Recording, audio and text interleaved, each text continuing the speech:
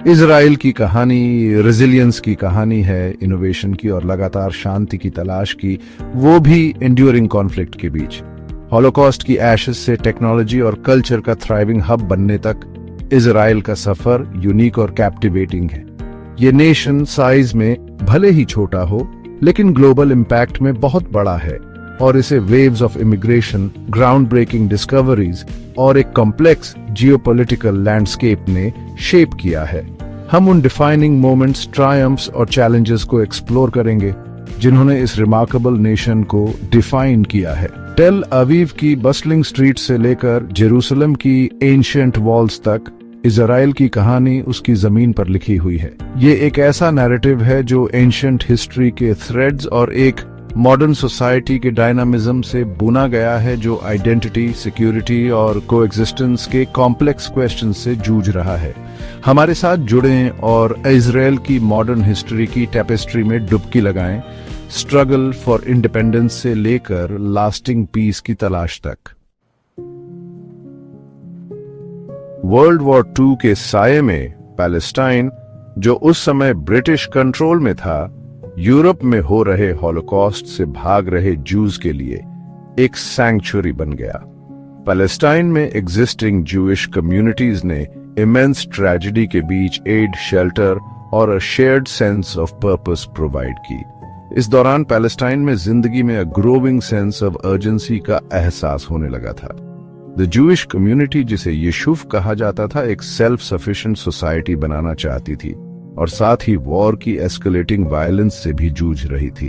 The किबुत्ज movement, जो communal living और agriculture के प्रिंसिपल्स पर बना था, एक्सपैंड हुआ, जिससे न्यूकमर्स को रेफ्यूज मिला और ये जूइश रेजिलियंस का सिंबल बना। हार्डशिप्स के बावजूद कल्चरल लाइफ फ्लरिश हुई। थिएटर्स, ऑर्केस्ट्रास और न्यूज़पेपर्स अस्तित्व में आए, जिससे नॉर्मलसी और होप का एहसास हुआ। हालांकि वॉर का डर हमेशा बना रहा, जिसने जूइश रेजिडेंट्स के जीवन पर एक लंबी छाया डाली। द हॉलोकॉस्ट की खबरें जो यूरोप से आ रही थी ने एक जूइश होमलैंड की अर्जेंसी को और मजबूत कर दिया।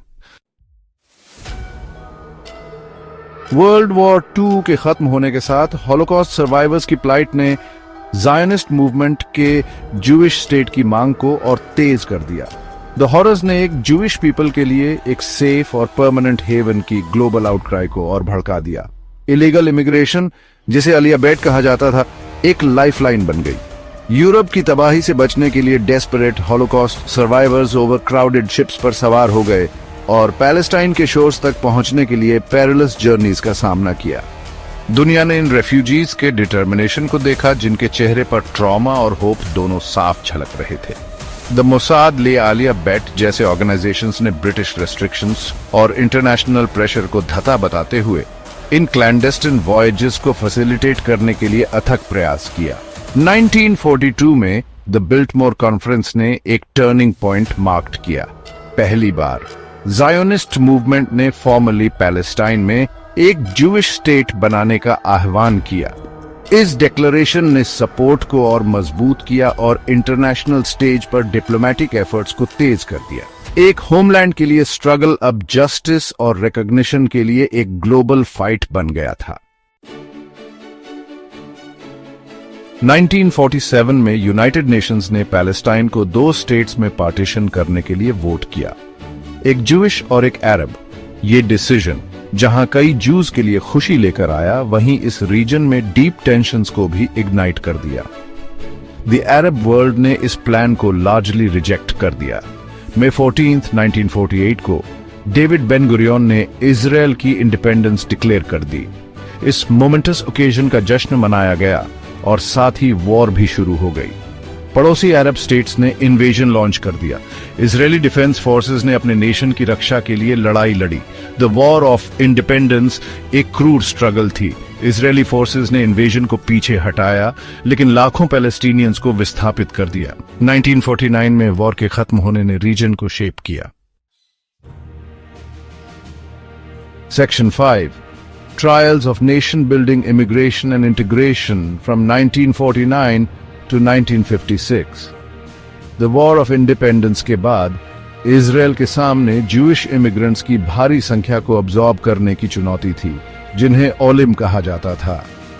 यूरोप के डिस्प्लेस्ड कैंप्स से लेकर नॉर्थ अफ्रीका और द मिडिल ईस्ट की जूइश कम्युनिटीज तक सैकड़ों हजारों लोग रेफ्यूज और एक नई शुरुआत की तलाश में यहां आए। न्यूकमर्स के इस इन्फ्लक्स ने फ्लेजलिंग स्टेट के लिमिटेड रिसोर्सेज पर भारी दबाव डाला। हाउसिंग, एम्प्लॉयमेंट और सोशल सर्विसेज तेजी से बढ़ती आबादी के साथ पेस नहीं रख पा रहे थे। इंटीग्रेशन भी अपने आप में मुश्किलों से भरा था।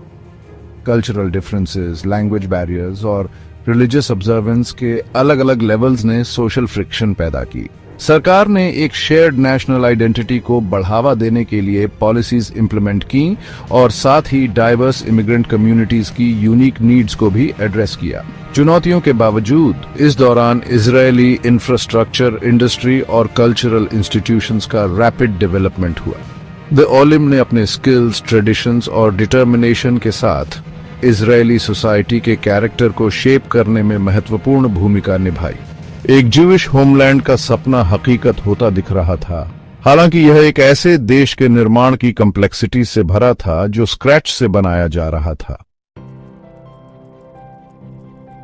Section 6 on the world stage, the Suez crisis and it's aftermath. 1956 के द सुएज क्राइसिस ने इजरायल को ग्लोबल स्टेज पर ला खड़ा किया। इजिप्ट द्वारा सुएज कनाल के नेशनलाइजेशन ने क्राइसिस को जन्म दिया। इजरायल एंग्लो फ्रेंच इंटरवेंशन में शामिल हो गया। तेज मिलिट्री विक्ट्री ने इजरायल की मिलिट्री प्रोवेस को शोकेस किया। इंटरनेशनल कॉन्डेमनेशन ने इजरायल को साइनाई पेनिनसुला से विथड्रॉ होने के लिए मजबूर कर दिया।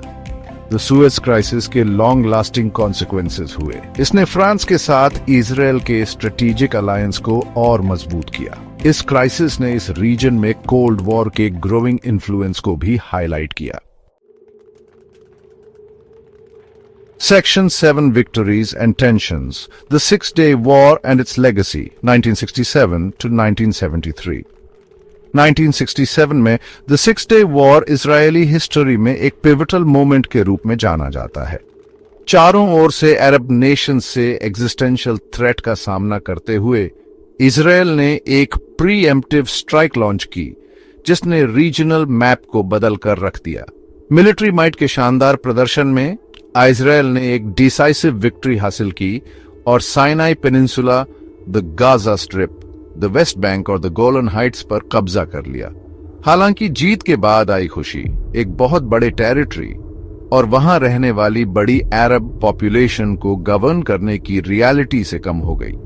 द सिक्स डे वॉर ने अरब इजरायली कॉन्फ्लिक्ट की डायनामिक्स को फंडामेंटली बदल दिया और इजरायल को उन टेरिटरीज के कंट्रोल में छोड़ दिया जो आज तक कंटेंशन और डिबेट का कारण बने हुए हैं। इस वॉर ने वेस्ट बैंक में इजरायली सेटलमेंट एंटरप्राइज की शुरुआत को भी हवा दी, जो एक डीपली डिविजिव इश्यू है और आज तक टेंशंस को भड़का रहा है। Section 8 Seeking Peace, Facing Upheaval from Yom Kippur to the Intifada, 1973 to 1993. 1973 में हुए यम किपुर वॉर ने इजरायल की इनविंसिबिलिटी के भ्रम को तोड़ दिया। जूइश कैलेंडर के सबसे पवित्र दिन योम किपुर पर इजिप्ट और सीरिया द्वारा किए गए अचानक हमले से अचानक घिर जाने पर कॉन्फ्लिक्ट के शुरुआती दिनों में इजरायल को भारी नुकसान उठाना पड़ा। हालांकि अंततः अटैक को पीछे हटा दिया गया, लेकिन इस वॉर ने इजरायली साइकी पर गहरे घाव छोड़ दिए। वॉर के बाद डिप्लोमेसी की तरफ रुख हुआ।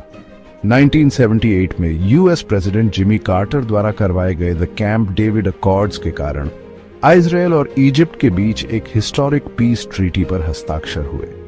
इस लैंडमार्क एग्रीमेंट ने पहली बार किसी अरब स्टेट द्वारा फॉर्मली इजरायल को मान्यता दी, जिससे इस रीजन में पीस की एक किरण दिखाई दी।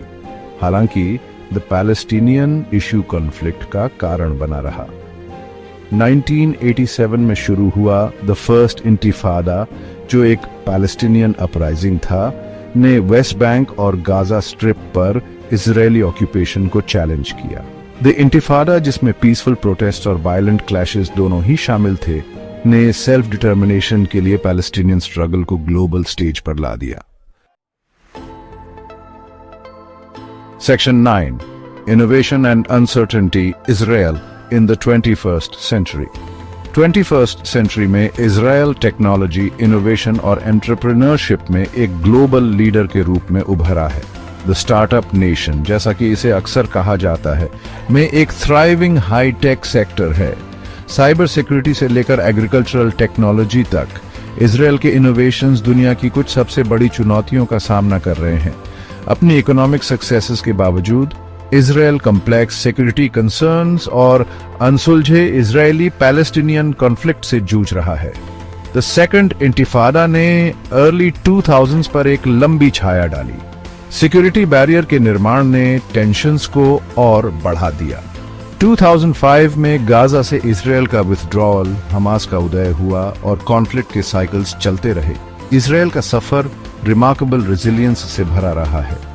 हॉलोकॉस्ट की एशेस से एक बूमिंग इकोनॉमी वाली थ्राइविंग डेमोक्रेसी बनने तक इस नेशन ने उम्मीदों को पीछे छोड़ दिया है। फिर भी लास्टिंग पीस और सिक्योरिटी की तलाश अब भी बाकी है। इजराइल की कहानी